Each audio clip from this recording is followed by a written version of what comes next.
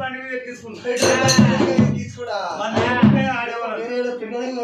ఆడెక్కడ తిరుగుడే నాకు జీవితం నాకు ఏనాడు తెలియదు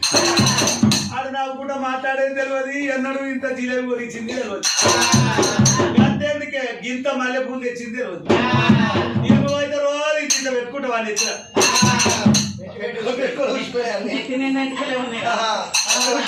అవి మల్లెపూలు పెట్టుకుంటుంటే అదమ్మ నీ లెక్క లెక్క ఎట్లా అయింది ఆ మల్లెపూలు ఆసలు అట్లుంటది అయ్యో పెట్టుకొని ఉన్నకుండా అయింది బిడ్డ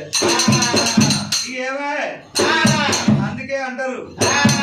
పూజ కొద్ది పురుషుడు రాత కొద్ది రంభ మంచివారికి మంచి పిల్లం దొరుకుతుంది మంచిదానికి తాగుతాడు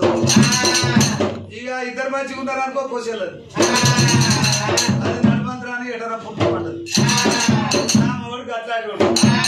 ఇక ఇదంతా ఎందుకే ఆ గౌతుడు అయితే మనకి ఎదుర్కొన్నాడు దొంగతనం ఎందుకు అతని పోయి ఒక దోసకాయ ఆడుకుందామన్నా ఇబ్బందికరమ్మా మీద బయట మీదేం బయట ఇబ్బంది అవుతుంది అయితే ఇక గౌతుడి దగ్గర పోదాం అని చెప్పి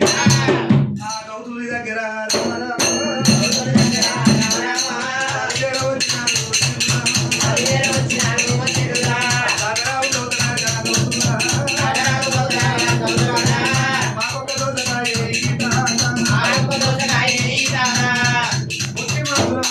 గర్భవత్రం మాకు ఒక దోసకాయ అయితే నీ కొడుకులకు పుణ్యము నీ బిడ్డలకు